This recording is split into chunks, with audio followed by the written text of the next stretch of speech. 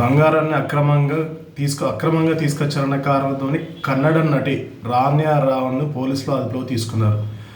Dubai నుంచి ఆమె గత 15 రోజుల్లో 4 సార్లు దుబాయ్కి వెళ్ళొచ్చిన ఈ నటి అక్రమంగా భారత్లోకి 15 కిలోల బంగారాన్ని ఆమె లోదుస్తుల్లో దాచి తీసుకొచ్చారని ఆమెపై అభియోగం.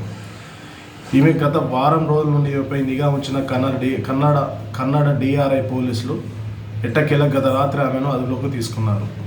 ఈమెను విచారించగా ఆమె DGP కుమార్తెనని, పోలీసు